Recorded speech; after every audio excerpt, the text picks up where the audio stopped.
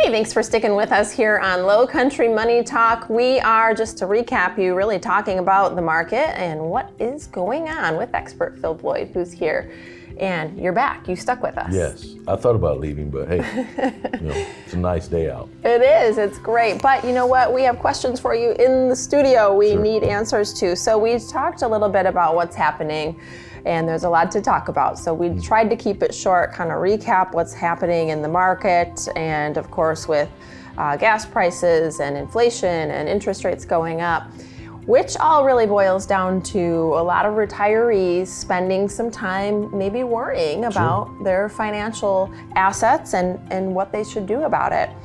The good news is what we're going to do today and during the rest of our episode is sort of walk through what it might look like to really start diving in with you, with your team, and what a meeting would look like so that you can really get an assessment and figure out if you're doing the right things or if you need to make some moves. Okay, great, Jess. So we have a lot of people moving to the area, obviously, right? Retirees, that's kind of what we do. So for 30 years, I've been working with retirees and, some of their children along the way and this and that, but mainly retirees. So over that 30-year period, there's a lot of things that have happened. We had 9/11, we had the mortgage crisis, all these things, COVID, we have, now we have another crisis. So all these things. So we've developed strategies and plans over that 30 years, of course, to change as things have changed in the world. But people moving here, they may say, well, I want an advisor that's closer, or, we've experienced a little bit more downside than I thought, and it seems like my portfolio is pulling back more than I had expected, or now that I'm retired, I'm not saving any more money, so this has to last me. I think a lot of people are forgetting that back part, or that last point. So, I'm just going to tell you how we do things. And other advisors in the area may be similar, and you may have been and talked to them, and okay, that's fine, but I can only tell you the way we do things. Okay, so walk us through it. What does maybe meeting one look like? Okay, so a person would come in meeting one, they might be a little hesitant, not understanding, what should I look for? I'm nervous, and that's all fine and dandy. So we ask you to bring certain things into meeting one so that we can start preparing an assessment. But a lot of times people will move from there and say, oh, well, I'm interviewing new advisors, and and they'll come in with a list, and I'm like, oh yeah, you got that on the internet, right? Well, it's all good. So I want you to bring, and Rachel, when she talks to you, she'll say, these are the things you need to bring.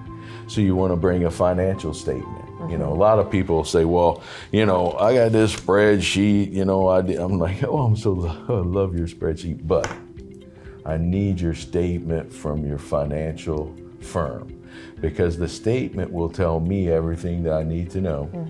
We look at these statements every day. Your spreadsheet with your formulas and what you like, I don't know all of that. Yeah, it's good for their planning, obviously, but you need to really dive in and see exactly what's on those statements. Bring your statement. We do that for a couple of things. That statement is going to tell us the fees that you're paying.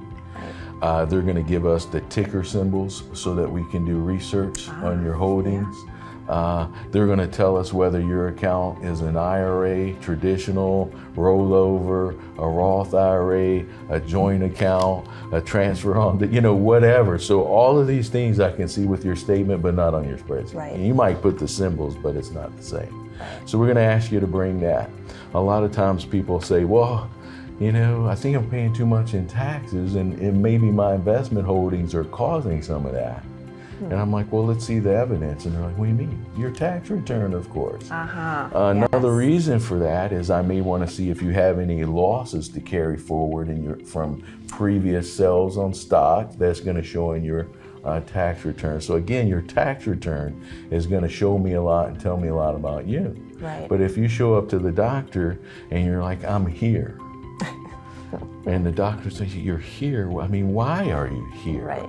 Well, these statements, you'll say, well, I'm thinking I'm paying too much in taxes. I'm like, the first thing I'm going to say is, let me see your tax return. I didn't bring it. And it's like, oh, I went to the doctor's office and my back's killing me, but I'm not going to tell the doctor my back's killing me. Right. Estate plan is another thing. So you might have some questions in that. So we want to see your trust documents and all these things.